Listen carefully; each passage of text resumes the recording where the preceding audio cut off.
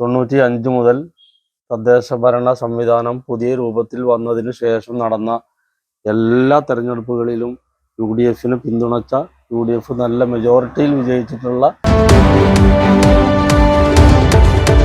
മുസ്ലിം league Malappuram ജില്ലാ vice president Ummer അറക്കലിനൊപ്പമാണ് നമ്മളിപ്പോഴുള്ളത്.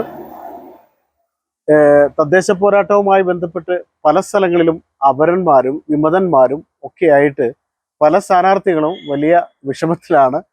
ഇപ്പോൾ UDF ഒറ്റക്കെട്ടായിട്ടാണ് മത്സരരംഗത്തുള്ളതെന്ന് നേരത്തെ ഉമ്മർ അറക്കൽ പറഞ്ഞിരുന്നു, UDF നേതാക്കളൊക്കെ പറഞ്ഞിരുന്നു. പെരിന്തൽമണ്ണ ബ്ലോക്ക് പഞ്ചായത്ത് 16-ാം ഡിവിഷനിൽ ആദ്യം മുസ്ലിം ലീഗിന്റെ ഒരു സ്ഥാനാർത്ഥി മത്സരിക്കുമെന്ന് തീരുമാനമെടുത്തിരുന്നു. അത്തരത്തിൽ പ്രചാരണം നടന്നു. പിന്നീട് അനിൽ പുലിപ്ര CPM-ൽ നിന്നും രാജിവെച്ച് കേരള കോൺഗ്രസിൽ ചേർന്ന അനിൽ പുലിപ്രയ്ക്ക് ആ ഡിവിഷൻ സ്ഥാനാർത്ഥിത്വം നൽകി. അവിടെ മത്സരം ഇങ്ങനെ നടക്കുകയാണ്. അപ്പോൾ അവിടെ അപരന്മാരുടെ ഒരു ശല്യമുണ്ടെന്ന തരത്തിൽ കേരള കോൺഗ്രസിൽ തന്നെ ചില നേതാക്കൾ എന്നോട് പറഞ്ഞായിരുന്നു.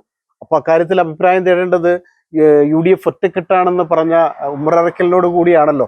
ഉമ്മർ അറക്കൽ, ഈ 16-ാം ഡിവിഷനിൽ വലിയ മത്സരമാണ് നടക്കുന്നത്. അപ്പൊ അപരന്മാരുടെ കുറച്ച് തള്ളിക്കയറ്റമൊക്കെ ഉണ്ടെന്ന് പറയുന്നത്, ശരിക്കും ഇത് UDF സ്ഥാനാർത്ഥി അവിടെ ആരാണ് മത്സരിക്കുന്നത്? പെരിന്തൽമണ്ണ ബ്ലോക്ക് പഞ്ചായത്തിലെ 16-ാം വാർഡിൽ 16-ാം ഡിവിഷനിൽ അങ്ങനെ ഒരു പോരാട്ടത്തിന്റെ പ്രശ്നമേ ഇല്ല. അത് UDF ഉറച്ച വാർഡാണ്.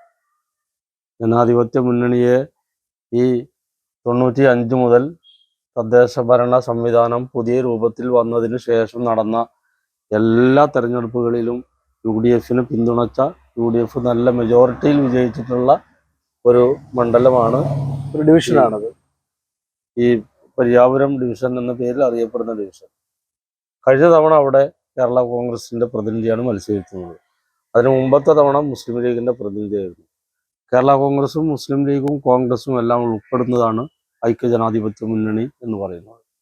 സ്വാഭാവികമായിട്ടും ഈ തവണ കൂടി കേരള കോൺഗ്രസിന് സീറ്റ് അനുവദിക്കണം എന്ന് കേരള കോൺഗ്രസിന്റെ ഭാഗത്തു നിന്നുള്ള ആവശ്യമുണ്ടായി. അവരുടെ സംസ്ഥാന നേതൃത്വവും ജില്ലാ നേതൃത്വവും ഒക്കെ ആ ആവശ്യത്തിന് പിന്നിൽ ശക്തമായി നിലകൊണ്ടു. അവർ മുസ്ലിം ലീഗിന്റെ സംസ്ഥാന ജില്ലാ നേതൃത്വവുമായിട്ട് ബന്ധപ്പെട്ടു. അങ്ങനെ ഇത്തവണ കൂടി കേരള കോൺഗ്രസിന് ആ സീറ്റ് നൽകണം എന്ന് മുസ്ലിം ലീഗിന്റെ നേതൃത്വം പ്രാദേശികമായ മുസ്ലിം ലീഗിനോട് ആവശ്യപ്പെട്ടു. അതിന്റെ അടിസ്ഥാനത്തിൽ അങ്ങാടിപ്പുറം പഞ്ചായത്ത് മുസ്ലിം ലീഗ് കമ്മിറ്റി ഈ പഞ്ചായത്തിൽ പകുതി ഭാഗം ഉൾക്കൊള്ളുന്ന ഒരു ഡിവിഷൻ എന്നുള്ള നിലയിൽ അത് കേരള കോൺഗ്രസിന് തന്നെ ഈ ഒരു തെരഞ്ഞെടുപ്പിൽ കൂടി വിട്ടുകൊടുക്കാൻ വേണ്ടി തീരുമാനിച്ചു. അതിൽ അസ്വാഭാവികമായിട്ട് ഒന്നുമില്ല. തെരഞ്ഞെടുപ്പ് എന്ന് പറയുന്നത് ഇങ്ങനെ 5 കൊല്ലം കൂടുമ്പോൾ ആവർത്തിച്ച് വരുന്നൊരു പ്രക്രിയയാണ്. സ്വാഭാവികമായിട്ടും മുന്നണിയിലെ ഘടകകക്ഷികൾക്കെല്ലാം പരിഗണന കൊടുക്കേണ്ടതും പരിഗണന അർഹിക്കുന്നതുമാണ്. ആ രീതിയിൽ അവിടെ 4 ഗ്രാമപഞ്ചായത്ത് വാർഡുകൾ, അങ്ങാടിപ്പുറം പഞ്ചായത്തിലും 4 ഗ്രാമപഞ്ചായത്ത് വാർഡുകൾ പെരിന്തൽമണ്ണ മണ്ഡലത്തിന് ഉൾപ്പെടുന്ന ചീരട്ടമലയും മാലാപ്പറമ്പും കുരുവമ്പലവും പരിയാപുരവും പുത്തനങ്ങാടിയും എല്ലാം കൂടി ഉൾപ്പെടുന്ന ഒരു ഡിവിഷനാണ് പരിയാപുരം ഡിവിഷൻ. അത് പരിയാപുരം ഡിവിഷൻ കേരള കോൺഗ്രസ് കൊടുത്തു. കേരള കോൺഗ്രസ് ആരെ മത്സരിപ്പിക്കണമെന്ന് അവരുടെ പാർട്ടിയാണ് തീരുമാനിക്കുന്നത്. ഒരു പാർട്ടിക്ക് ഒരു മുന്നണി ഒരു സീറ്റ് അനുവദിച്ചു കൊടുത്താൽ ആ സീറ്റിൽ ആരെ മത്സരിപ്പിക്കണമെന്ന് ആ സീറ്റ് അനുവദിച്ച് കിട്ടിയ പാർട്ടിയാണ് തീരുമാനിക്കേണ്ടത്. മുസ്ലിം ലീഗിന് എവിടെയെങ്കിലും ഒരു സീറ്റ് അനുവദിച്ച് കിട്ടിയാൽ അവിടെ ആരെ മത്സരിപ്പിക്കണമെന്ന് മുസ്ലിം ലീഗാണല്ലോ തീരുമാനിക്കുക. എന്നതുപോലെ കേരള കോൺഗ്രസിന് സീറ്റ് അനുവദിച്ച് കിട്ടിയാൽ ആ സീറ്റിൽ ആരെ മത്സരിപ്പിക്കണമെന്ന് കേരള കോൺഗ്രസാണ് തീരുമാനിക്കുക. കേരള കോൺഗ്രസ് അതിൽ അനിൽ പുലിപ്ര എന്ന് പറയുന്ന ഒരാളെയാണ് സ്ഥാനാർത്ഥിയാക്കാൻ തീരുമാനിച്ചത്. അതിലൊരു ആശയക്കുഴപ്പമില്ല. UDF സ്ഥാനാർത്ഥി അപ്പോൾ അനിൽ പുലിപ്ര തന്നെയാണ്. അതിൽ യാതൊരു സംശയമില്ല. അവിടെ അപരന്മാരൊക്കെ ഉണ്ട്. അപ്പോൾ അത്തരത്തിലുള്ള കാര്യങ്ങളൊക്കെ അവിടെ നടക്കുന്നുണ്ട്. ഞങ്ങൾ അവിടെ കുറെ പൊതുജനങ്ങളുടെ അഭിപ്രായം തേടി പോയപ്പോൾ അങ്ങനെ അപരന്മാരെ കുറിച്ചൊക്കെ അവർ പറഞ്ഞിരുന്നു. ഈ അപരന്മാരുടെ ശല്യം UDF സ്ഥാനാർത്ഥിക്ക് ഭീഷണിയാവും തോന്നുന്നുണ്ടോ? ഈ അപരന്മാരെന്ന് പറയുന്നത് തദ്ദേശ ഭരണ സ്ഥാപനങ്ങളിലേക്ക് നടക്കുന്ന തെരഞ്ഞെടുപ്പിലെ സർവ്വസാധാരണമായ സംഭവമാണ്. ഗ്രാമപഞ്ചായത്തിലെ വാർഡിലേക്ക് ഉണ്ടാവാറുണ്ട്, ബ്ലോക്ക് ജില്ലാ പഞ്ചായത്തുകളുടെ ഡിവിഷനുകളിലേക്ക് ഉണ്ടാവാറുണ്ട്. പക്ഷെ അതൊന്നും ഇതുപോലെ ഒരു മുന്നണി തലത്തിൽ മത്സരങ്ങൾ നടക്കുമ്പോൾ അത്തരം അപരന്മാർക്കൊന്നും ഒരു സാധ്യതയുമില്ല. അതൊക്കെ ഏതെങ്കിലും വളരെ പരിമിതമായ ഒരു സ്ഥലത്ത് ചെറിയ തോതിലുള്ള ആശയക്കുഴപ്പങ്ങൾ ഉണ്ടാക്കാൻ സാധ്യമാവുന്നല്ലാതെ വിജയത്തെ ഒരു നിലക്കും ബാധിക്കുന്ന ഒരു പ്രചരണമേ അല്ല. മാത്രമല്ല ഐക്യജനാധിപത്യ മുന്നണിയുടെ അങ്ങാടിപ്പുറം പഞ്ചായത്ത് കമ്മിറ്റി ഒരു തെരഞ്ഞെടുപ്പ് മാനിഫെസ്റ്റോ തയ്യാറാക്കിയിട്ടുണ്ട്, പ്രകടന പത്രിക.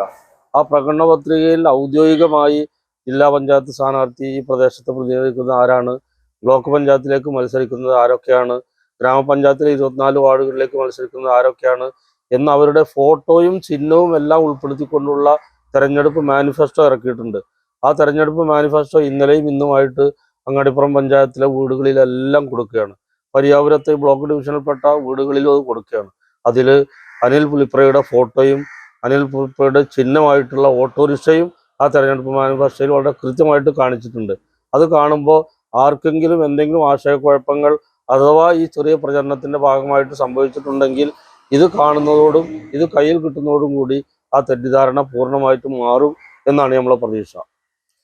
ഏതായാലും അസന്ധിഗ്ധമായി ഉമ്മറയ്ക്കൽ പറഞ്ഞു UDFന്റെ സ്ഥാനാർത്ഥിയായി പെരിന്തൽമണ്ണ ബ്ലോക്ക് പഞ്ചായത്ത് പരിയാപുരം ഡിവിഷനിൽ മത്സരിക്കുന്നത് അനിൽ പുലിപ്രയാണ് എന്ന്. അപരന്മാർ എല്ലാ സ്ഥലങ്ങളിലും മത്സര രംഗത്തുണ്ടായേക്കാം, പക്ഷേ മുന്നണി സംവിധാനത്തിൽ അത് UDF ആയാലും LDF ആയാലും മുന്നണി സംവിധാനത്തിൽ ഒറ്റക്കെട്ടായി മത്സരിക്കുമ്പോൾ അത് അപരന്മാരുടെ കാര്യമൊന്നും പ്രത്യേകിച്ച് അതൊരു വിഷമാവസ്ഥ അല്ലെങ്കിൽ വിജയത്തെ ബാധിക്കില്ല എന്നുകൂടി അദ്ദേഹം പറഞ്ഞു വെക്കുന്നുണ്ട്. അപ്പോൾ ഏതായാലും ടീം UDF ഒറ്റക്കെട്ടാണെന്നും അങ്ങാടിപ്പുറം ഗ്രാമപഞ്ചായത്തിലും ബ്ലോക്ക് പഞ്ചായത്തിലും ജില്ലാ ഡിവിഷനിലേക്കും UDF സ്ഥാനാർത്ഥികൾ വിജയിച്ച് കയറുമെന്നുമാണ് ഉമ്മർ അറയ്ക്കൽ പറഞ്ഞു വെക്കുന്നത്. അദ്ദേഹം കൃത്യമായി അതിനെക്കുറിച്ച് വിവരിച്ചിട്ടുണ്ട്. ഏതായാലും ശുഭപ്രതീക്ഷ എല്ലാവർക്കും നല്ലതാണ്. ജനമാണ് തീരുമാനിക്കുക ആര് വേണം തങ്ങളുടെ ജനപ്രതിനിധിയായിട്ടെന്ന്. ജനം തീരുമാനിക്കട്ടെ എന്നാണ് എനിക്കും പറയാനുള്ളത്. ക്യാമറാമാൻ ഷാഹിദ് കക്കൂത്തിനൊപ്പം ജബ്ബാർ വേണാട്, ചാനൽ 10, പെരിന്തൽമണ്ണ.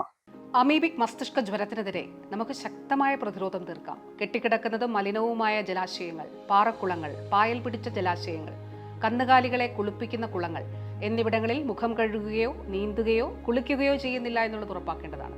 കിണറുകൾ ശാസ്ത്രീയമായ നിലയിൽ ക്ലോറിനേറ്റ് ചെയ്യണം. വാട്ടർ തീം പാർക്കുകളിലെ പൂളുകൾ ക്ലോറിനേറ്റ് ചെയ്യുകയും അവയുടെ രേഖകൾ കൃത്യമായി സൂക്ഷിക്കുകയും ചെയ്യേണ്ടതാണ്. വീടുകളിലെയും ജലവിതരണ സ്രോതസ്സുകളിലെയും ജലസംഭരണികൾ വൃത്തിയായി സൂക്ഷിക്കേണ്ടതാണ്. മൂക്കിലൂടെയാണ് ബ്രെയിനിലേക്ക് അമീബ എത്തുന്നത്. അതുകൊണ്ട് തന്നെ ഓർക്കുക, മൂക്കിലേക്ക് വെള്ളം കയറുകയോ മൂക്കിലേക്ക് വെള്ളം ഒഴിക്കുകയോ ചെയ്യുന്നില്ല എന്നുള്ളത് ഉറപ്പാക്കേണ്ടതാണ്. ഉറപ്പാക്കാം ജലശുദ്ധി, ഉറപ്പാക്കാം ആരോഗ്യം.